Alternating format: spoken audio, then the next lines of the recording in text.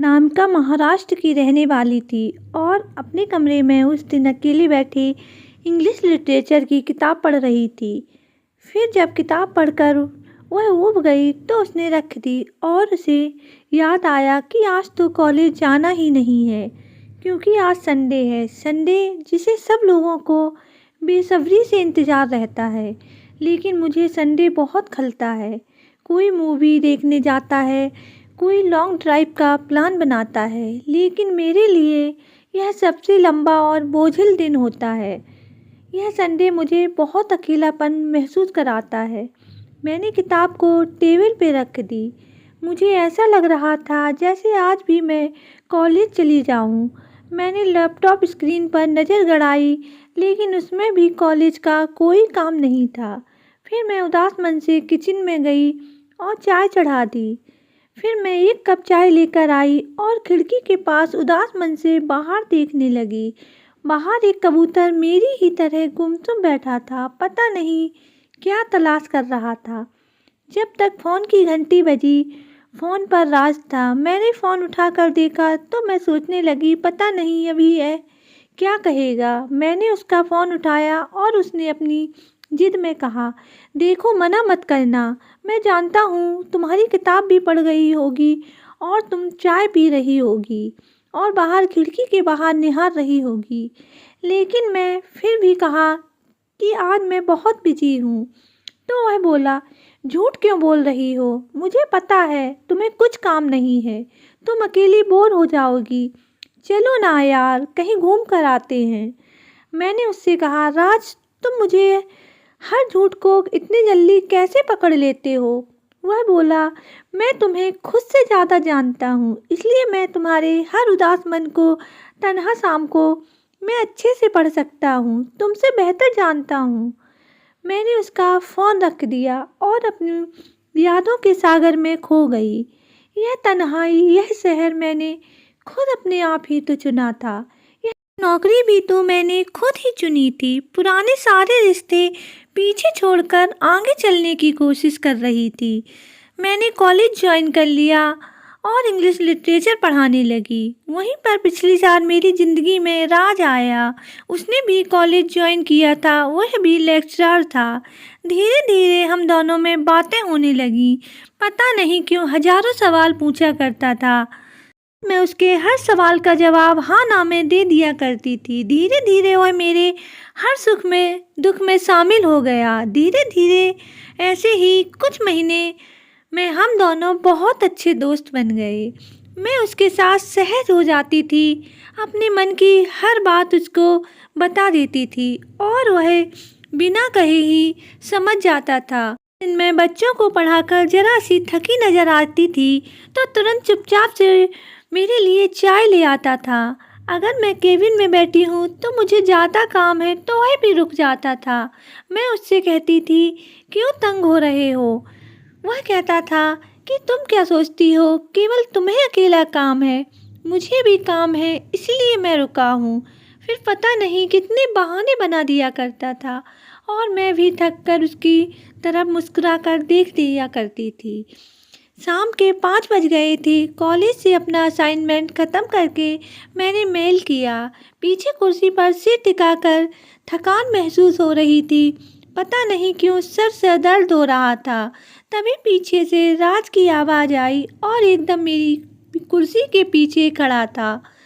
मैंने उससे जवाब देती उससे पहले उसने दरार से मेडिकल किट निकालकर बाम निकालकर मेरे माथे पर लगाने लगा। उसकी उंगलियों के स्पर्श से मैं कुलबुला उठी थी। मुझे बेचैनी हो गई थी, मैं नहीं जानती क्यों, लेकिन मैंने उसको झटका दे दिया। वह मुझसे दूर जाकर खड़ा हो गया। न जाने मेरे माथे पर बाम की जलन थी या उसकी उंगलियों की स्पर्श की। फिर वह बोला, अच्छा बाबा, तुम्हें बाम नहीं लगवाना है, कोई बात नहीं, मैं तुम्हारे लिए चाय लेकर आता हूँ, तुम रिलैक्स हो जाओ।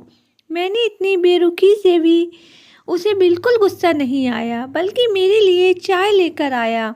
मैं जानती थी क्या सच है। मुझे उसकी आंखों में अपने लिए जो देखा था उसके हर बात में मैं महसूस कर सकती थी। मेरे इन सवालों का जवाब मुझे बहुत जल्द मिलने वाला था।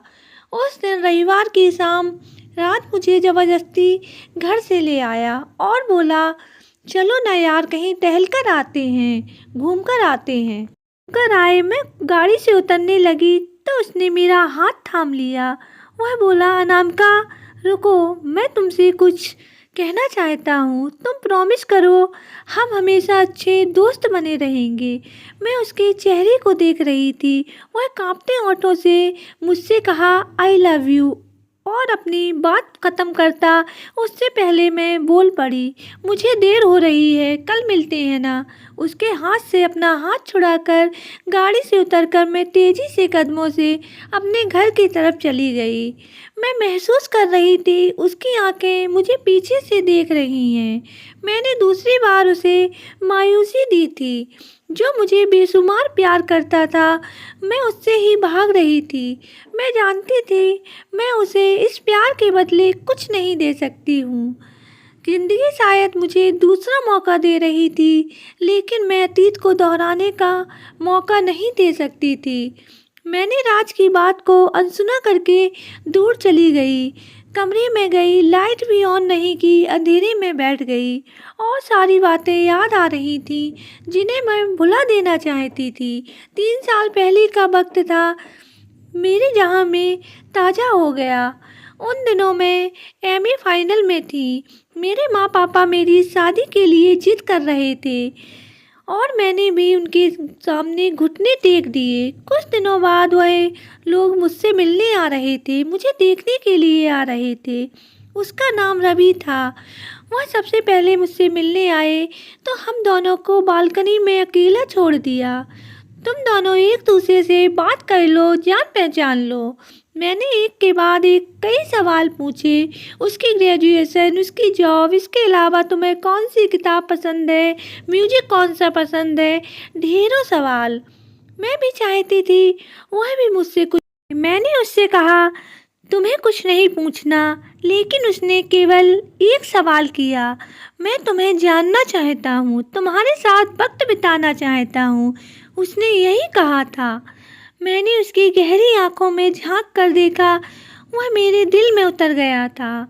उस दिन के बाद हमने कई मुलाकातें की। मुझे उसका साथ बहुत अच्छा लगता था। वह मेरा ख्याल रखता, मेरी पसंद नापसंद की कदर करता था। महीने 2 महीने बाद हम दोनों ने घर पर एक दूसरे के लिए हाँ कर दी। तुरंत हम लोगों की सगाई हो गई। 6 महीने बाद की तारीख शादी की निकली। मैं कभी जयपुर नहीं गई थी। एक रोज़ उसने मुझसे पूछा, अनामिका चलो ना, इस वीकेंड हम दोनों जयपुर चलते हैं, मुझे ऑफिस की मीटिंग पे जाना है, इस बहाने हम दोनों का घूमना फिरना भी हो जाएगा। मैं थोड़ी सोच में पड़ गई थी। मेरा मन नहीं था, लेकिन उसने कहा कि ऑफिस का ट्रिप है, 2 दिन का है, मैं वहीं अपनी मीटिंग कर लूँगा, तुम प्लीज़ मना मत करना। हम दोनों एक दूसरे से अच्छे से जान गए थे, साथ में हम वक्त बिताने को मिल जाएगा। उसने मुझसे कहा, आगे चलकर एक दूसरे का जीवन साथी बनेंगे। मैंने उसे बीच में ही रोक दिया। मैंने उससे कहा, प्यार के साथ भरोसा भी तो होता है। मैंने भी कर लिया था उससे, उसके साथ जयपुर चली गई थी। यही मेरी सबसे बड़ी गलती थी। उस रात मेरे लाख मना करने के बावजूद वह नहीं माना। उसने मेरे साथ वह किया जो मैं कभी नहीं भूल सकती। मैं उसे दूर ढकेलती रही, गिड़गिड़ाती रही, लेकिन वह नहीं रुका। कितनी भारी थी वह रात, कितनी जख्म छोड़ गई थी मेरे लिए। मैंने अगली सुबह अकेले वापस लौट आई। आकर माँ को सब कुछ बता दिया। माँ ने अपनी उंगली मेरे होठों पर रख दी और कहा, चुप हो जाओ, यह जिक्र किसी से मत करना।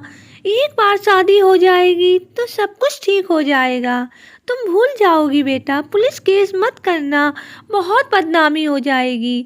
उनकी इस बात को मैं नहीं समझ पा रही थी। मैंने माँ से कहा, मैं शादी नहीं कर सकती हूँ, शादी के बाद भी मेरे लिए कुछ नहीं बदलेगा। मैं उस इंसान को उस नज़र से कभी नहीं देख पाऊँगी, उसे वह इज्जत कभी नहीं दे पाऊँगी। यह रिश्ता मेरे लिए बोझ की तरह हो गया था और मैं ज़िंदगी भर मुझे घाव ही देगा। मेरी मर्जी, मेरी सहमति कोई मायने नहीं रखती थी। फिर मैंने वही किया जो मेरे दिल ने मुझसे कहा। मैंने वह शहर छोड़ दिया और यहाँ आकर नया कॉलेज ज्वाइन कर लिया और यहीं पर इंग्लिश लिटरेचर की लेक्चरर बन गई। आज की सुबह बहुत मुश्किल थी। देर रात तक मैं सोई नहीं, सुबह जल्दी उठ गई। अजीब सा मन हो रहा था, मुझे कॉलेज जाने का भी मन नहीं हो रहा था। कैसे नर्स से नज़र मिलाऊंगी, कैसे उसका सामना करूंगी। मैंने 4-5 दिन का एप्लीकेशन मेल कर दिया। इन 4-5 दिनों में राज की कितनी कॉल आई मैंने नहीं उठाई, कितने मैसेजेज आए मैंने उनका कोई रिप्लाई नहीं किया।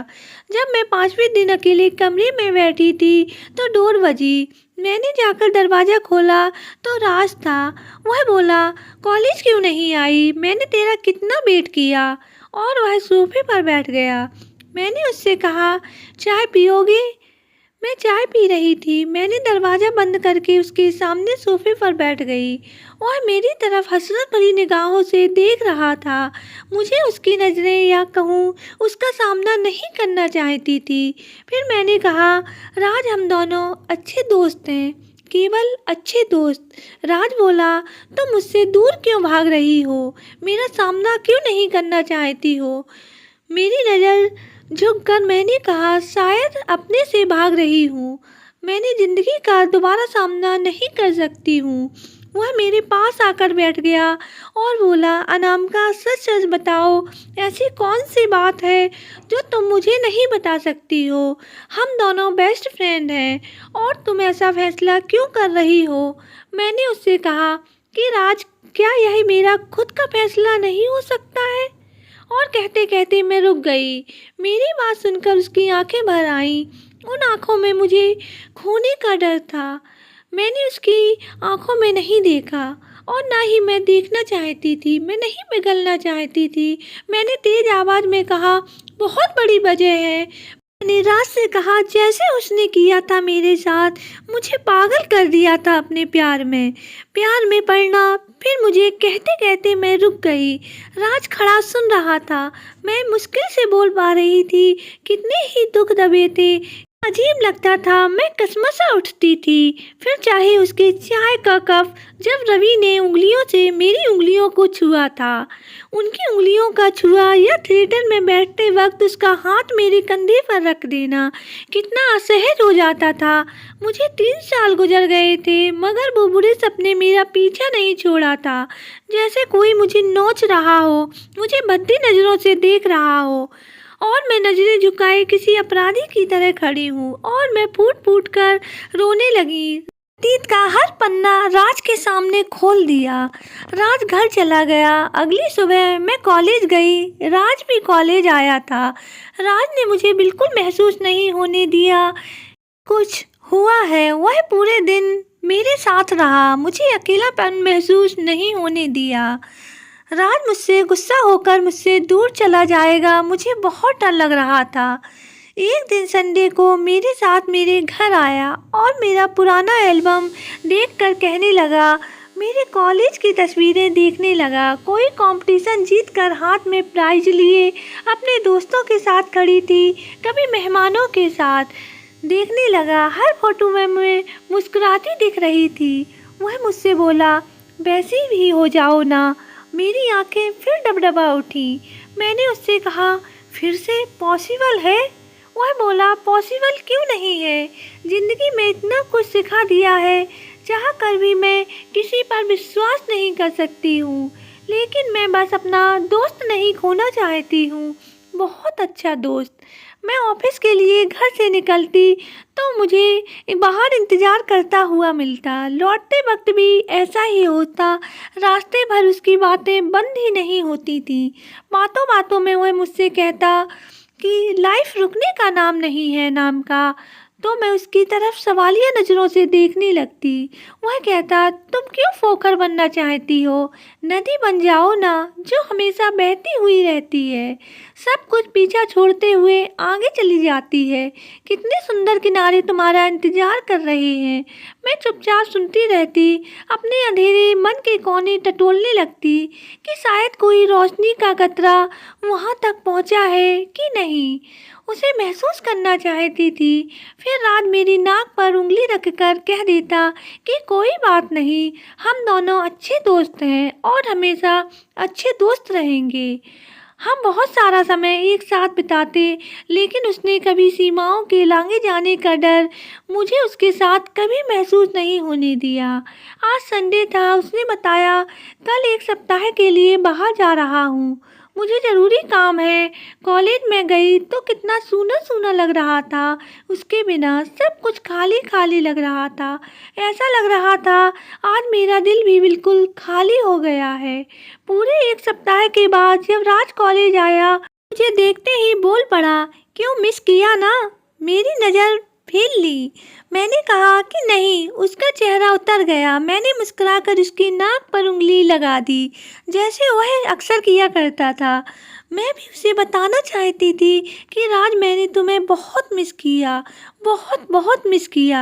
तुम्हारी मौजूदगी कितनी खूबसूरत है, यह महसूस करने के लिए यह 7 दिन मुझे 7 सालों की तरह लगे। मेरी आंखों में आंसू आ गए। मैंने उसकी उंगलियों में अपनी उंगलियां फंसा दी। उसने मेरा हाथ कस कर पकड़ लिया। मैंने उससे कहा, राज, मैंने तुम्हें बहुत मिस किया, बहुत बहुत मिस किया। अब मुझे छोड़कर कभी मत जाना। आपको यह कहानी कैसी लगी कमेंट कर ज़रूर बताएं। अगर अच्छी लगी हो तो वीडियो को लाइक और चैनल को सब्सक्राइब करना बिल्कुल ना भूलें। मिलते हैं किसी नई कहानी के साथ, तब तक के लिए श्री शिवाय नमस्तुभ्यम।